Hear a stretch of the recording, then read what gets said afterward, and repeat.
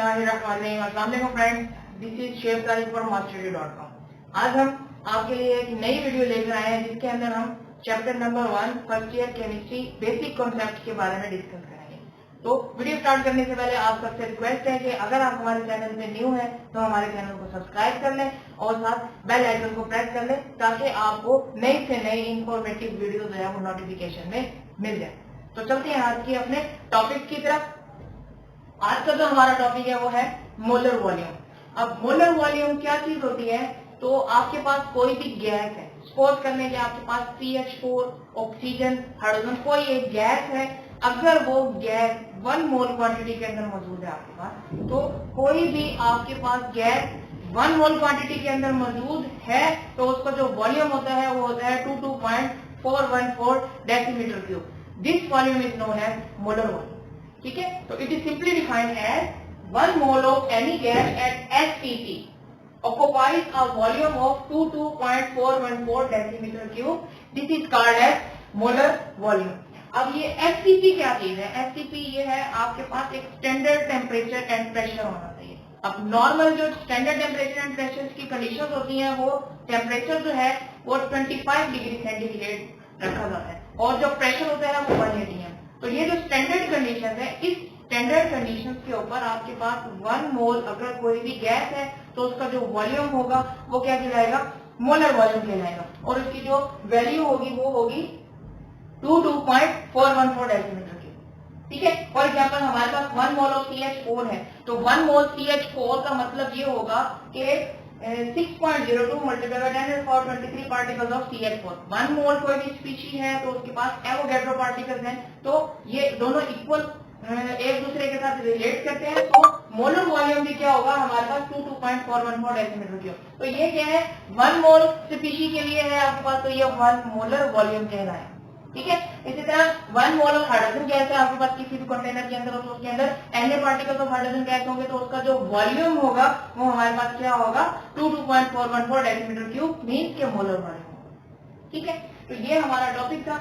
Next जो है वो हम डिस्कस करने जा रहे हैं इससे रिलेटेड एग्जांपल। तो एग्जांपल ये है कि अगर आपको किसी भी क्वांटिटी का वॉल्यूम गिवन हो तो आप नंबर ऑफ मोल्स कैलकुलेट कर सकते हैं। अगर आपको नंबर ऑफ मोल्स पता हो तो आप वॉल्यूम कैलकुलेट कर सकते हैं। इसी तरह अगर आपको नंबर ऑफ मोल्स पता हो तो आप मास भी कैलकुलेट कर सकते हैं किसी भी स्पीशीज का। तो ये एग्जांपल जो है वो हमें टेस्ट करती है कि हम कैसे कैलकुलेट करते हैं। तो एक एग्जांपल है जिसका डाटा जो है वो है वॉल्यूम जो आपको गिवन है वो है 500 सेंटीमीटर क्यूब। ठीक है, अब ये सेंटीमीटर क्यूब में है। नेक्स्ट मास जो है वो आपके पास है 0.72 ग्राम गैस का, और मोलर मास जो है वो आपने कैलकुलेट करना है। अब आपको गिवन डाटा के अंदर है 500 सेंटीमीटर क्यूब, मींस कि आपको वॉल्यूम गिवन है, तो आप वॉल्यूम को यूज करते हुए नंबर ऑफ मोल्स कैलकुलेट करेंगे और फिर नंबर ऑफ मोल्स को कैलकुलेट करते हुए आप जो है वो मोलर मास कैलकुलेट करेंगे। कैसे?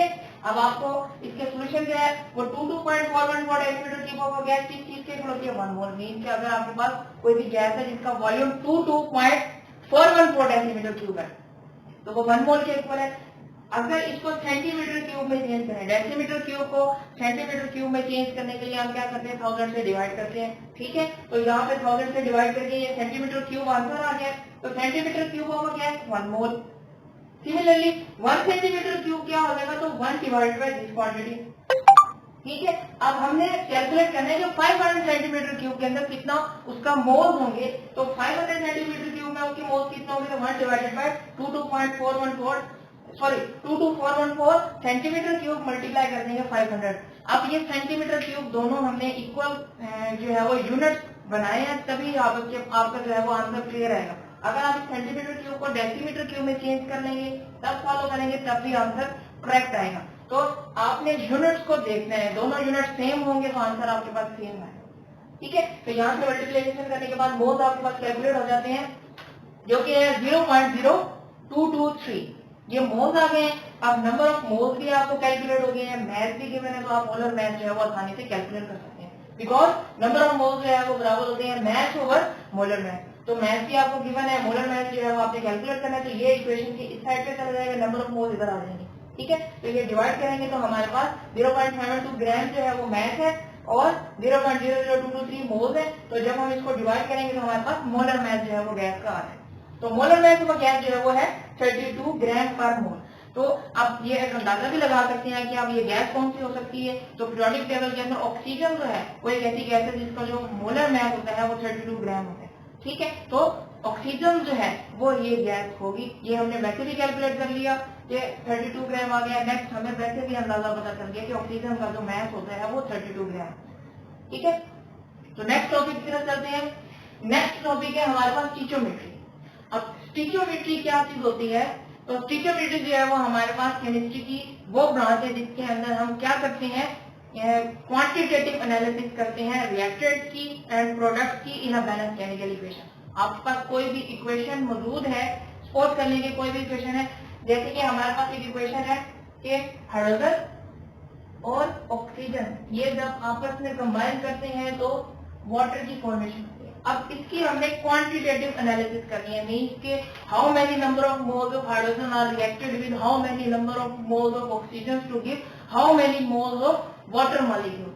ठीक है, तो इस इक्वेशन को देख के हम इसकी क्वांटिटेटिव स्टडी जो करते हैं उसको हम क्या बोलते हैं, स्टीचियोमेट्री कैलकुलेशन बोलते हैं। तो स्टीचियोमेट्री क्या है? Study of quantitative relationship between reactant and product in a balance chemical equation. ये इसकी प्रॉपर डेफिनेशन आ गई। ठीक है, अब ये जो मैंने आपके सामने एक एग्जांपल लिखी है कि hydrogen plus oxygen to give water molecule. अब इस इक्वेशन को हम क्या करेंगे, बैलेंस करेंगे। तो बैलेंस करने के लिए इक्वेशन की राइट साइड की तरफ देखें तो ऑक्सीजन जो है वो लेस अमाउंट में मौजूद है। तो ऑक्सीजन को बैलेंस करने के लिए हम क्या करेंगे, 2 से मल्टीप्लाई करेंगे तो ऑक्सीजन हमारी बैलेंस हो जाती है लेफ्ट साइड पे भी और राइट साइड। ठीक है, इसी तरह अब हमने हाइड्रोजन जो है वो देखने हैं कि हाइड्रोजन इस साइड पे हमारे पास जो है वो 2 है, उस साइड पे हमारे पास 4 है। तो इसको इक्वल करने के लिए 2 से मल्टीप्लाई करेंगे। ठीक है, तो एक बैलेंस केमिकल इक्वेशन ने हमें क्या बताया, हमें ये बताया कि 2 मोल्स ऑफ हाइड्रोजन है वो रिएक्ट करते हैं 1 मोल ऑफ ऑक्सीजन के साथ, तो हमें 2 मोल्स ऑफ वाटर मॉलिक्यूल जो है वो मिलते हैं। तो ये बैलेंस केमिकल इक्वेशन से हमें ये क्वांटिटेटिव स्टडी के बारे में पता चल गया रिएक्टेंट एंड प्रोडक्ट का। ठीक है, नेक्स्ट है अजम्पशन, जो कि बहुत इंपॉर्टेंट शॉर्ट क्वेश्चन है। वो पूछा जाता है एग्जाम में कि what write down the assumptions of stoichiometry calculation. अब जब आप स्टीचियोमेट्री कैलकुलेशंस को कैलकुलेट करते हैं तो आपको जो है वो 2 अजम्पशंस लाजमी पता होने चाहिए।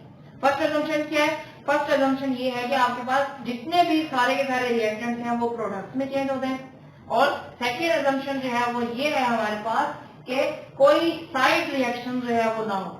ठीक है, फॉर एग्जाम्पल डेली लाइफ के अंदर एक एग्जाम्पल है कि वेजिटेबल घी को जो है वो वेजिटेबल ऑयल को वेजिटेबल घी में कन्वर्ट करते हैं तो साथ जो है ना वो सोप भी प्रोड्यूस हो जाती है। तो सोप की प्रोडक्शन जो है वो आपके पास क्या है, एक साइड रिएक्शन है। तो स्टीचियोमेट्री कैलकुलेशन के लिए हमेशा ये चीज लाजमी है कि रिएक्टेंट कंप्लीटली तौर पे प्रोडक्ट में चेंज हो जाए और सेकंड जो है वो किसी किस्म का कोई साइड इफेक्ट ना हो। ठीक है, फिर उसके बाद जो है वो स्टीचियोमेट्री कैलकुलेशन का कुछ रिलेशनशिप है। रिलेशनशिप क्या होता है कि स्टीचियोमेट्री कैलकुलेशन के जरिए आप क्या करते हैं, अगर आपको रिएक्टेंट्स के मैथ के बारे में पता हो तो आप प्रोडक्ट्स के मैथ को आसानी से कैलकुलेट कर सकते हैं। तो ये रिलेशनशिप हमारे पास कहलाता है मैथ रिलेशनशिप। और नेक्स्ट जो है वो हमारे पास है मैथ वॉल्यूम रिलेशनशिप। अगर आपको number of moles of reactants पता है तो आप मैथ जो है वो कैलकुलेट कर सकते हैं। सिमिलरली अगर आपको प्रोडक्ट्स के नंबर ऑफ मोल्स पता है तो आप रिएक्टेंट्स के जो है वो मैथ कैलकुलेट कर सकते हैं। ये क्या कहलाता है, मैथ मोल रिलेशनशिप कहलाता है। नेक्स्ट जो है वो हमारे पास थर्ड जो रिलेशनशिप है वो है मैथ वॉल्यूम रिलेशनशिप। अब मैथ वॉल्यूम रिलेशनशिप क्या है कि अगर आपको रिएक्टेंट्स के मैथ के बारे में पता है तो आप इजीली जो है वो प्रोडक्ट्स का जो है वो वॉल्यूम कैलकुलेट कर सकते हैं। प्रोडक्ट्स के अंदर कोई गैसेस है तो उसका वॉल्यूम कैलकुलेट हो जाएगा। सिमिलरली अगर आपके पास प्रोडक्ट का मैथ गिवन है तो आप रिएक्टेंट्स के वॉल्यूम जो है वो कैलकुलेट कर सकते हैं। तो इस रिलेशनशिप को हम क्या बोलते हैं, मैथ वॉल्यूम रिलेशनशिप। ये तो चलते हैं अपने नेक्स्ट टॉपिक एग्जाम्पल्स की तरफ। जो लास्ट टॉपिक हमने पढ़ा था वो बहुत ज्यादा एग्जाम पॉइंट ऑफ व्यू से इम्पोर्टेंट होता है और वो इम्पोर्टेंट लॉन्ग क्वेश्चन भी आपसे पूछा जा सकता है। तो एग्जाम्पल को डिस्कस करते हैं। आपके पास एग्जाम्पल है कि पोटाशियम हाइड्रोक्साइड जो है वो रिएक्ट करता है एक्सेस ऑफ सल्फ्यूरिक एसिड के साथ, वो फॉर्म करता है पोटाशियम सल्फेट एंड वाटर। अब आपको डाटा गिवन है कि आपके पास K2SO4 के आपने कैलकुलेट करने हैं number of gram atom, mean के आपसे इनके मैथ को भी कैलकुलेट करना है, नंबर ऑफ मोल्स को भी कैलकुलेट करना है।